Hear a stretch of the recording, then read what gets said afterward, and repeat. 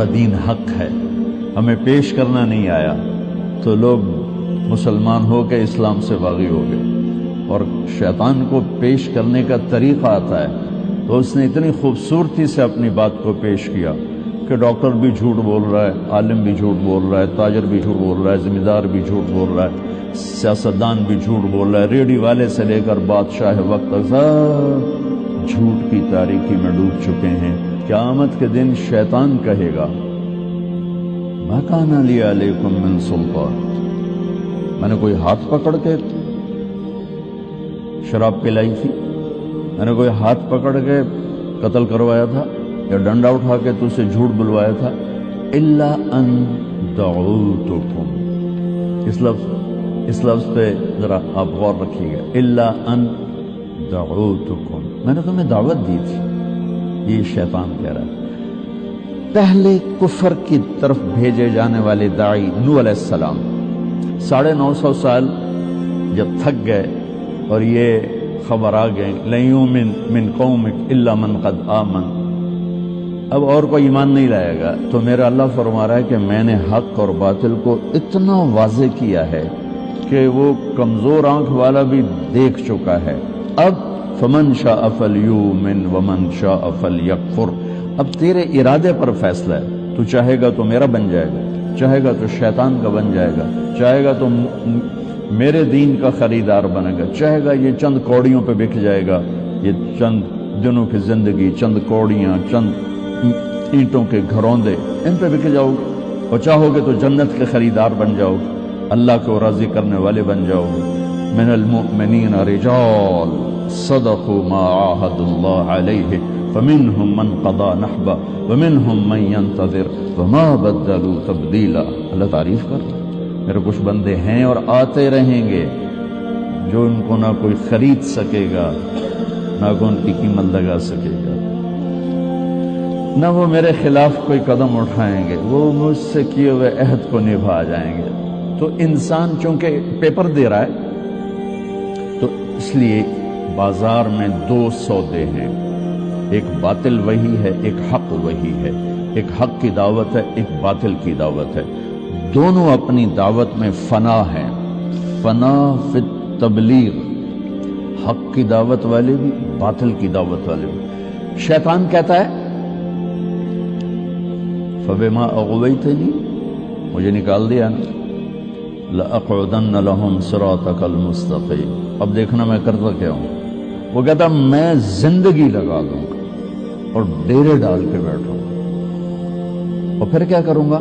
ثم لآتینہم من بین ایدیہم ومن خلفہم وعن ایمانہم وعن شمائلہم ولا تجد اکثرہم شاکرین، پھر میں چوطرفی جنگ لڑوں گا، سامنے سے وار کروں گا، پیچھے سے وار کروں گا، دائیں طرف سے وار کروں گا، بائیں طرف سے وار کروں گا، پھر دیکھ لینا ڈاکٹر ہو یا تاجر ہو، کوئی تیرا بنے گا، باقی سارے میری چیلے ہوں۔ سامنے سے وار کروں گا کیا مطلب ہے؟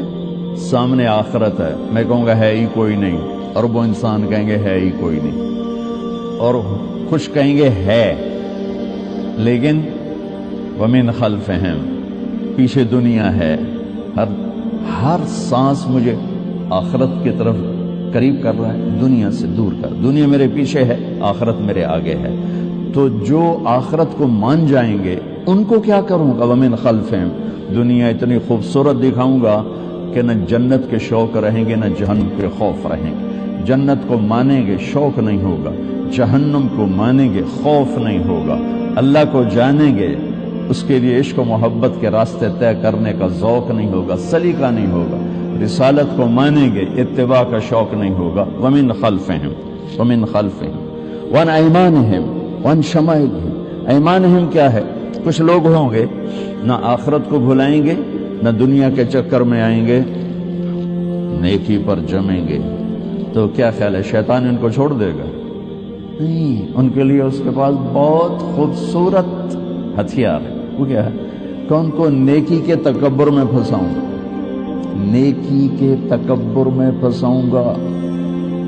وہ اوروں کے لیے آنکھیں پھاڑ کے عیب دیکھیں گے، اوروں کے عیب پکڑیں گے، اوروں کی کمیاں پکڑیں گے، اس پہ تنقیدیں کریں گے، تبصرے ہم تو اللہ کے فضل سے ایسے ہیں، اپنی تعریفیں کریں گے، اوروں کی کمیاں پکڑیں گے، یہ بھی اتنے ہی مردود ہو جائیں گے جتنا زنا کرنے والا اور شراب پینے والا مردود ہوتا ہے کہ میرے رب کو انسان کی عزت بہت پیاری ہے، انسان بطور انسان اللہ کا محبوب ترین نمونہ ہے اس کائنات کا، لقد خلقنا الانسان فی احسن تقویم۔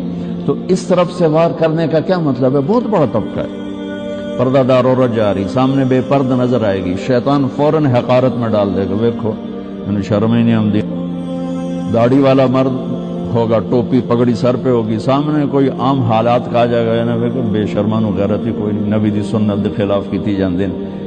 یہ شیطان کی یہ جنگ ہے، اس طرف سے جنگ ہے کہ وہ نیک مردوں کو، نیک عورتوں کو، نیک لوگوں کو نیکی کے تکبر میں پھنسائے گا، تنقید اور تبصرے اور طنز اور اپنی تعریف، اپنی اچھائی میں ان کو مبتلا کر دے گا۔ ان شمائلہم، الٹے ہاتھ پر گناہ، شراب، زنا، چوری، ڈاکہ، یہ وہ سارا۔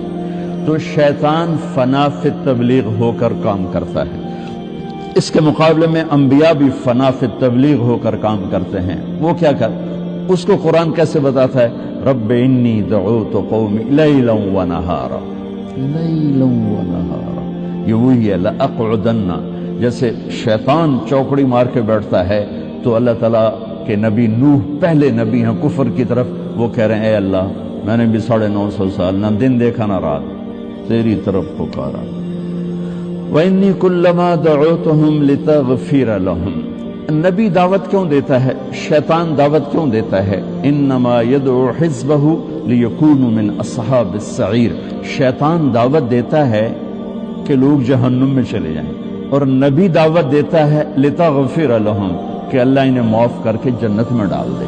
شیطان کی دعوت کا مقصد جہنم میں ڈالنا ہے، اور انبیاء کی دعوت کا مقصد جنت تک پہنچانا ہے اور اللہ تعالیٰ کی رضا تک پہنچانا ہے۔